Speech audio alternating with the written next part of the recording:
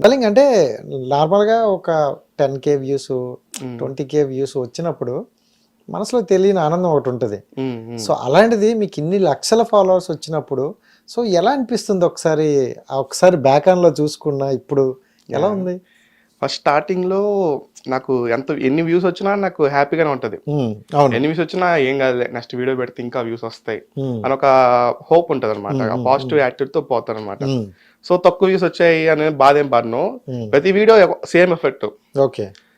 తక్కువ వ్యూస్ వచ్చిన వీడియోకి అదే కష్టపడి చేస్తాను. ఎక్కువ హ్మ్. వ్యూస్ వచ్చిన వీడియోకి అదే కష్టపడి చేస్తాను. హ్మ్. బట్ ఆ వీడియో ఏమవుతదంటే కొన్ని రోజుల తర్వాత ఆ వర్క్‌ని మళ్ళీ చూసేవాళ్ళుంటారు హ్మ్. హ్మ్. రిపీటెడ్‌గా. హ్మ్.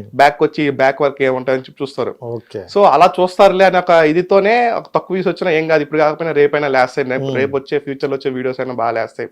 అదొక మైండ్ సెట్‌తో ఉంటాను. హ్మ్. సో, స్టార్టింగ్‌లో నేను ఇట్లాంటి వీడియోస్ చేసేవాడిని కాదు. ఆ!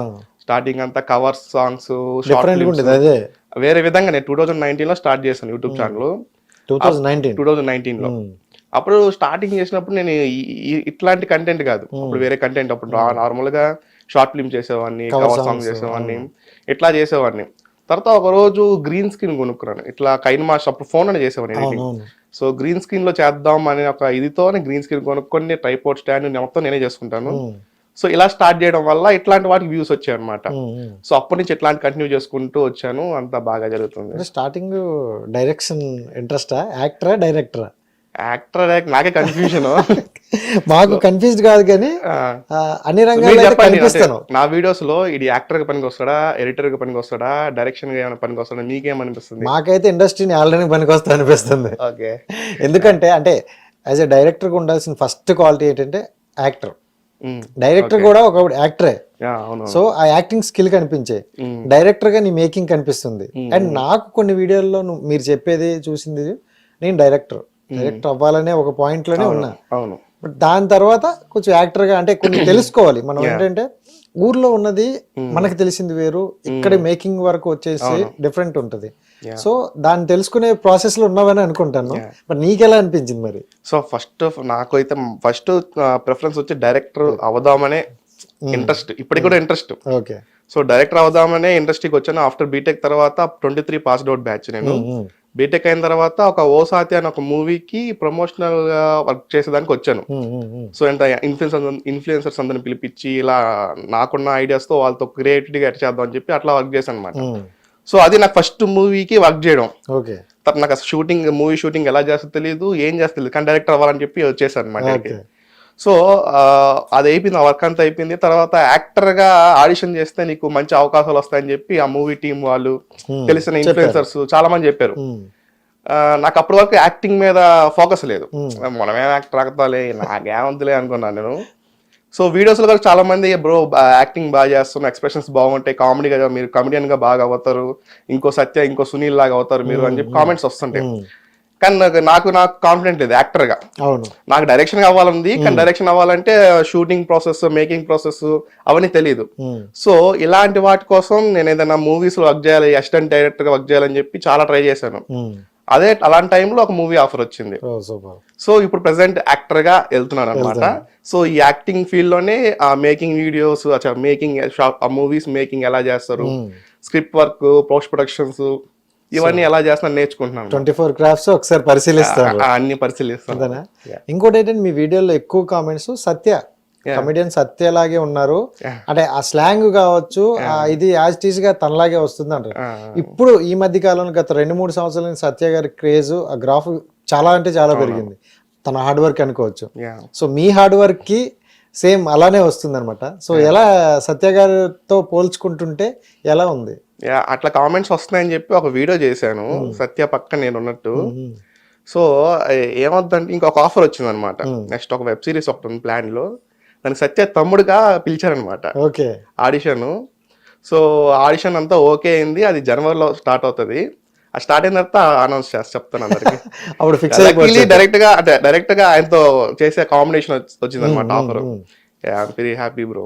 నిజంగా ఇలాంటివి హ్యాపీ. అంటే కొంతమంది ఇప్పుడు మనలో మనకు తెలియని టాలెంట్ కూడా హ్మ్. సో, ఆడియన్స్ గుర్తిస్తారనమాట. అవునవును. సో, అలాంటి గుర్తించిన దాంట్లో ఒక పాయింట్ ఇది ఇదొక అనుకోవచ్చు. పాయింట్. సో, అంటే మీ కెరియర్‌కి ఇదొక ప్లస్ పాయింటే కదా!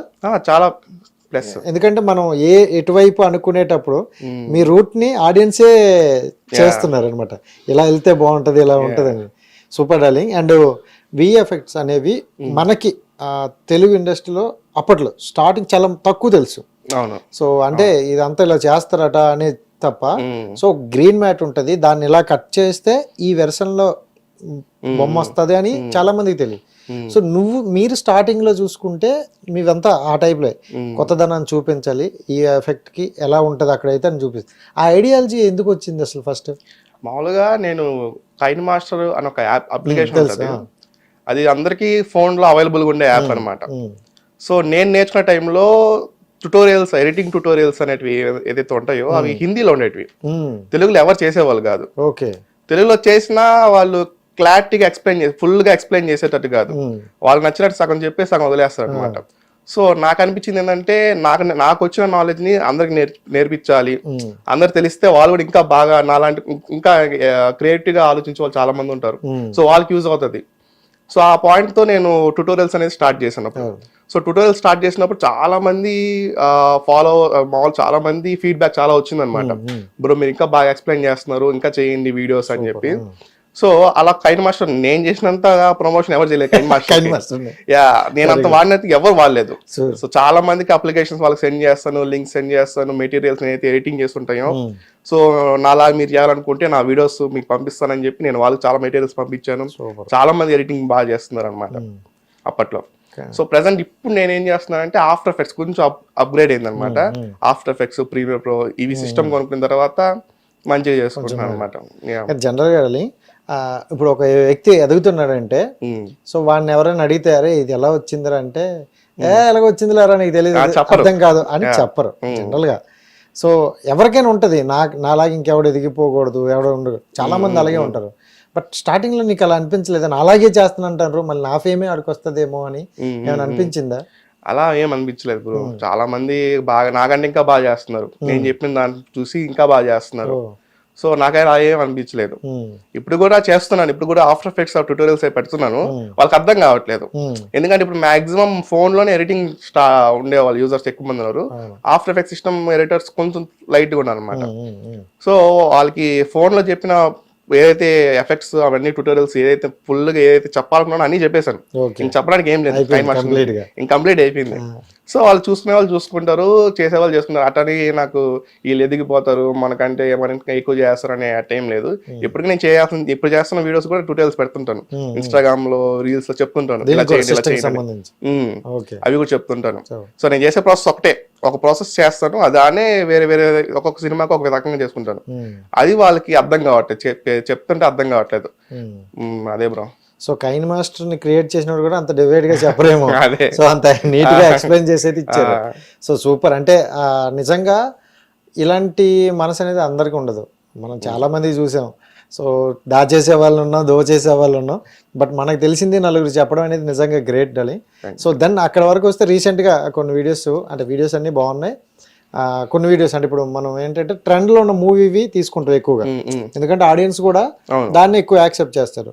సో అంటే ఇప్పుడు ఉన్నది గేమ్ చేంజర్ గురించి మనం రీసెంట్ గా ఒక వీడియో పెట్టారు. సో అంటే వాళ్ళంతా సీసీ వర్క్ చేసి అంత దీనిగా గ్రాండ్ గా చేసి చాలా హార్డ్ వర్క్ ఉంటది. సో దాన్ని మీరు సింపుల్ గా ఆ పక్కన ఉండేటట్లు ఆ కింద చెరిపేటట్లు ఉంటాయి, సింపుల్ గా ఎలా దాన్ని యాడ్ చేస్తారు?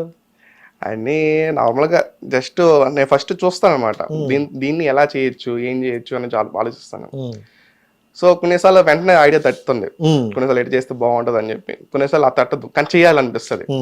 చేసినప్పుడు ఇట్లాంటి అబ్జర్వ్ చేస్తుంటాం. ఇప్పుడు వీడియో నడుచుకుంటూ వెళ్తాం, డాన్స్ ఒకే పొజిషన్ లో ఉన్నారు, నడుచుకుంటూ వెళ్తున్నారు, కింద మరక పెడదాం, దాన్ని తులిపేద్దాం, ఎట్టో కాయిన్స్ వేస్తుంటే క్యాచ్ చేసుకుని పెట్టుకొని చేద్దాం అని చెప్పి ఒక ఐడియా వస్తుంది అనమాట. సో సింపుల్ బ్రో, ట్రాకింగ్ అన్ని అర్థమవుతుంది అంటే ట్రాకింగ్ చేసి సో వచ్చేస్తాయి ఐడియాస్, అవి చేస్తాను ఇవన్నీ. ఇప్పుడు అంటే నీకు ఓకే సింపుల్ గా అర్థమైపోతుంది. స్టార్టింగ్ లో ఈ ఐడియాస్ మీరైనా ఇంకెవరైనా తీసుకున్న సజెషన్? మాక్సిమం నేను ఇప్పుడు బీటెక్ సెకండ్ ఇయర్ లో ఉన్నాను, అప్పుడు వచ్చింది ఇట్లాంటి ideas. So first Kamal Krishna అని చెప్పి ఒక ఆయన ఉన్నాడు, విఎఫ్ఎక్స్ ఆర్టిస్ట్, అతను చేశాడు ఒక వీడియో, అట్లా 2-3 వీడియోస్ చేశాడు. సో అట్లాంటి వీడియోస్ నాకు పంపించారు అనమాట. అప్పుడు నేను అంత ప్రో ఎడిటర్ ఏం కాదు, ఇప్పుడు కూడా అంత ఏం కాదు, జస్ట్ ఓకే. అప్పుడు అంతా ఫోన్ ఎడిటర్సే, ఫోన్ లోనే చేసేవాడిని. అతను చేసిన వీడియోస్ చూసి నాకు చేయాలనిపించింది అట్లా కొత్తగా బాగుంది అని చెప్పి. ఏది యాక్టర్స్ వెనకాల ఉన్నట్టు యాక్ట్ చేయడం, అప్పుడు నాకు కొత్త, అప్పుడు ఇంకా ఏం స్టార్ట్ చేయలేదు స్టార్టింగ్. సో అట్లా చేయాలంటే ఏదైనా రోటోస్కోపింగ్ ఒక టెక్నిక్ ఉంటుంది, పర్సన్ ని రోటోస్కోప్ చేసి ముందు పెట్టుకోండి లేయర్ గా. సో అది చేయాలంటే ఆఫ్టర్ ఎఫెక్ట్స్ ఉండాల్సిందే, ఇంకా మన దగ్గర సిస్టమ్ లేదు ఏం లేదు ఆ టైంలో. సో అలాంటి టైంలో నాకు అతను ఇన్స్పిరేషన్ అనమాట. అతను 2-3 వీడియోస్ చేసి ఆపేసాడు, ఇంకెవరు చేయలేదు అట్లాగా. అలాంటి టైంలో నేను స్టార్ట్ చేశాను. సో అందుకని క్లిక్ అయిన, అప్పటి నుంచి స్టార్ట్ చేసినప్పటి నుంచి క్లిక్ అయినాయి. రాధేశ్యామ్ లో హీరోయిన్ ట్రైన్ లోంచి పడిపోతుంటే నేను పట్టుకోవడం, నేను వదిలేయడం. అది యాక్చువల్ గా సినిమా సీన్ చూసినప్పుడు ఐడియాలు వస్తాయి కొంతమందికి. ఇప్పుడు సీన్ చూస్తా ఉన్నారు, అమ్మాయి ఇట్లా వాలిపోతుంది, చున్ని ప్రభాస్ కి ఇసిరేసి పట్టుకొని వాలిపోతుంది, చూసినప్పుడు మనకు ఐడియా వస్తుంది అనమాట, అరే వదిలేస్తే ఏం పరిస్థితి అని చెప్పి. సో ఇట్లాంటివి నేను క్యాచ్ చేసుకొని నేను వాడుతుంటాను అనమాట. ఇట్లా చేద్దాం, వాట్ ఇఫ్ అని చెప్పి ఇట్లా చేస్తుంటా. సో ఇట్లాంటి అట్లా క్రియేటివ్, అప్పుడు అతను ఆపేయడం వల్ల నేను స్టార్ట్ చేశాను, నేను క్లిక్ అయ్యాను. అతను కూడా మెచ్చుకున్నాడు, బాగా చేస్తాను, ఇంకా బాగా చేయి, ఇంకా నీట్గా డీటెయిలింగ్ మొత్తం నీట్గా పెట్టి అక్క ఇంకా బాగా చేయి అన్నాడు. సో అతను కూడా సపోర్ట్ చేశారు అప్పుడు టైంలో. హిట్ టీవీ యాప్, ఇందులో short news, live news, entertainment shows, movies, digital magazines తో పాటు మీ జిల్లా వార్తలను కూడా ఫ్రీగా చూడొచ్చు. అంతేకాదు కేజీ నుంచి పీజీ వరకు విద్యార్థులకు స్కాలర్షిప్ కూడా అందిస్తున్నాం. ప్రతి వారం 10 మందికి లక్కీ డ్రా ద్వారా ఒక్కొక్కరికి 10,000 రూపాయలు అందిస్తున్నాం. ఇంకెందుకు ఆలస్యం, వెంటనే హిట్ టీవీ యాప్ ని డౌన్లోడ్ చేసుకుని ఫ్రీగా ఎంటర్టైన్మెంట్ పొందండి. Hit TV app. Hit TV app.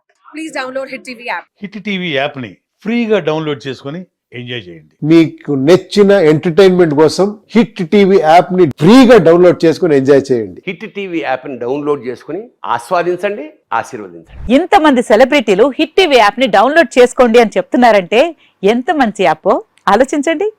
America America America అమెరికాలో చదవాలనుకునే వాళ్ళకి విశ్వసనీయమైన పేరు మన శౌర్య కన్సల్టెన్సీ. UK లో 1 year masters, UK లో 1 year masters, 2 years work permit up to 5 years visa. Contact Saurya Consultancy. Contact 89851 89851.